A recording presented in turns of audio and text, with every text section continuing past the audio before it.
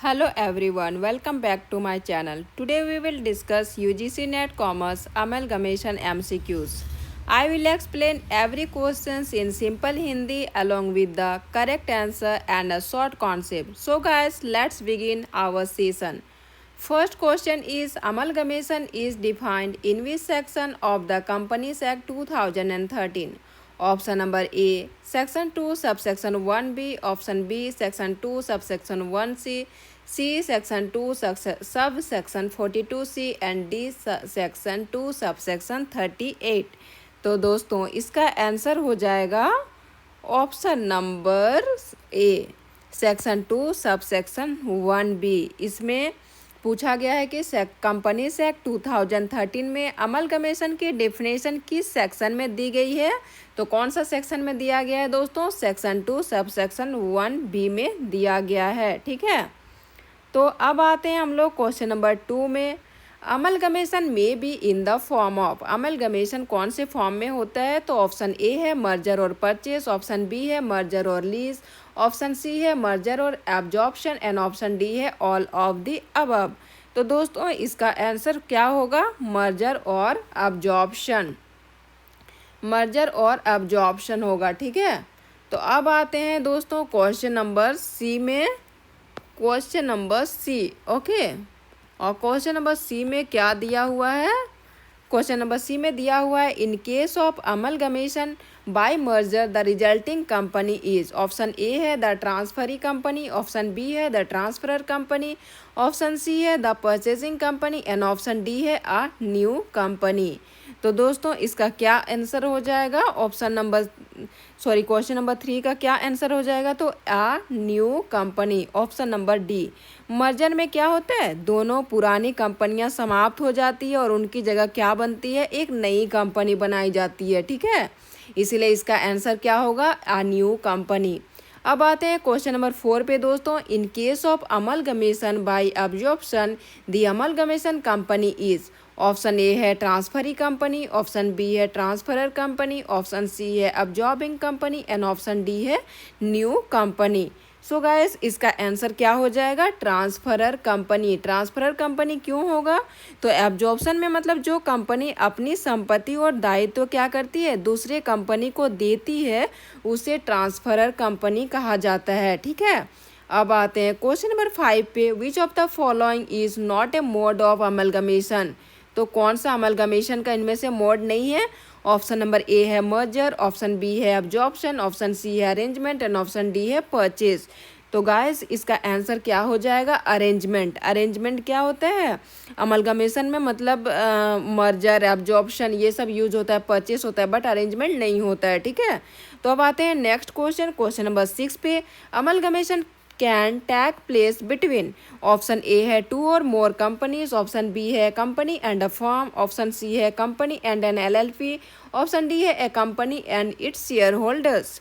तो दोस्तों इसका आंसर हो जाएगा 2 और more companies, option number A. Amalgamation केवल क्या होता है? कंपनियों के बीच होता है और किसी कंपनी और फर्म या शेयरधारक के बीच नहीं होता है। ठीक है, अब आते हैं नेक्स्ट क्वेश्चन, क्वेश्चन नंबर 7 पे। Approval of which authority is necessary for amalgamation. Option A है रीजनल डायरेक्टर, ऑप्शन बी है सेंट्रल गवर्नमेंट, ऑप्शन सी है national company law tribunal and option D है securities and exchange board of India.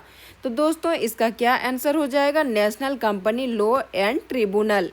किसी भी amalgamation scheme को क्या होता है? अंतिम मंजूरी NCLT देता है। ठीक है, अब आते हैं क्वेश्चन नंबर 8 पे। Which of the following is not a document required to be filled with NCLT for amalgamation. तो इनमें से कौन सा डॉक्यूमेंट रिक्वायर्ड नहीं होता है? फर्स्ट ऑप्शन है स्कीम ऑफ अमलगमेशन, बी है वैल्यूएशन रिपोर्ट, सी है प्रोस्पेक्टस एंड डी है ऑडिटर्स रिपोर्ट। तो दोस्तों इसका आंसर क्या हो जाएगा? प्रोस्पेक्टस हो जाएगा।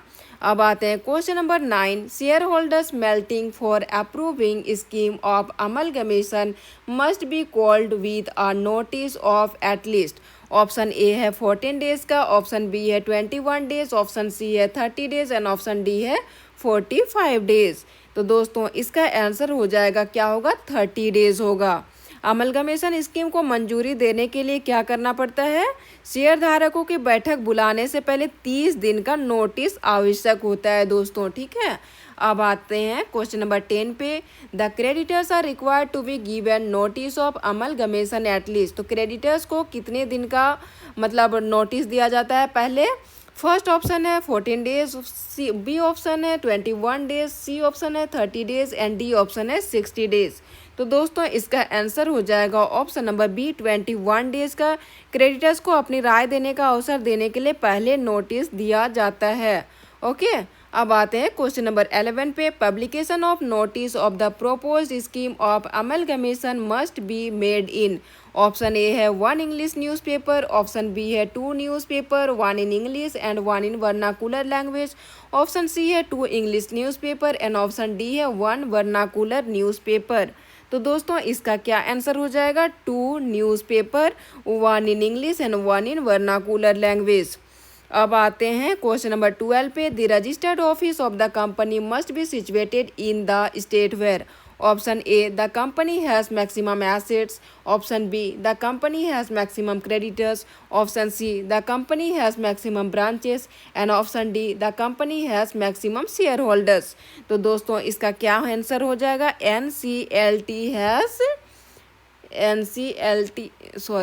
क्वेश्चन नंबर 12 का क्या हो जाएगा? NCLT has company has maximum assets, maximum creditors, maximum branches and maximum share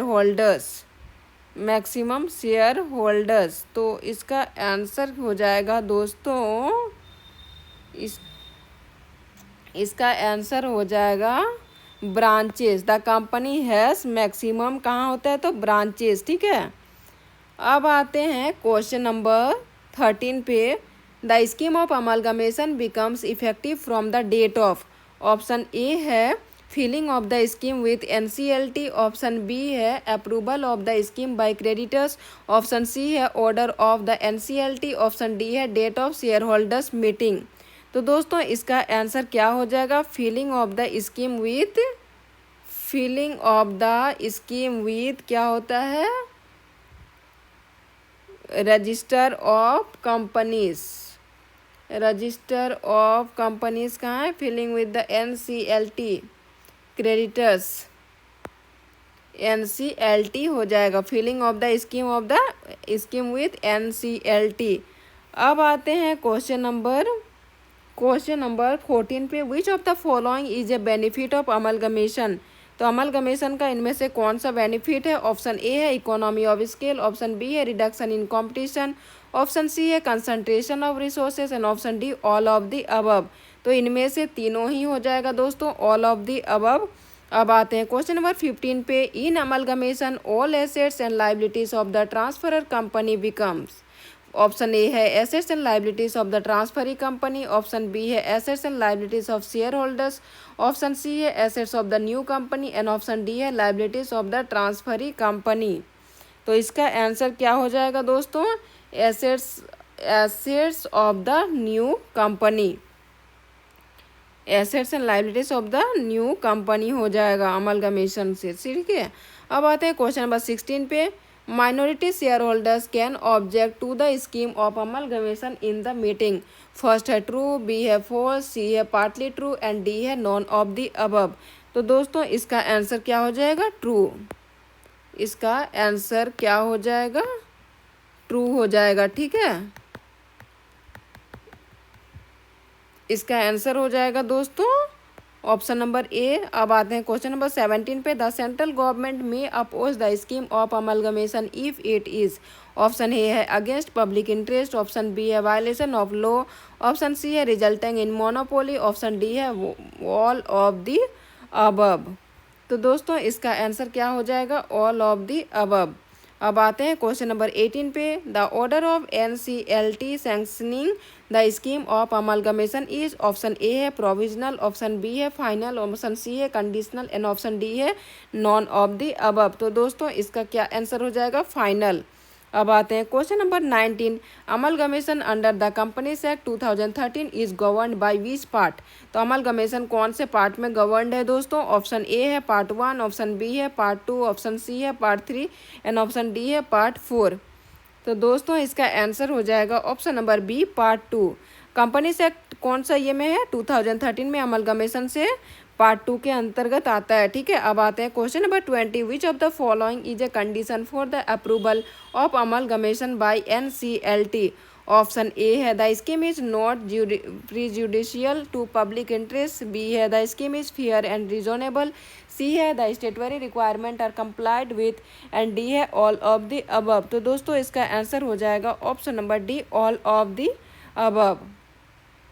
okay guys, तो आज के लिए इतना ही। अगर ऐसे वीडियोस चाहिए तो do like share and subscribe my channel. Thank you.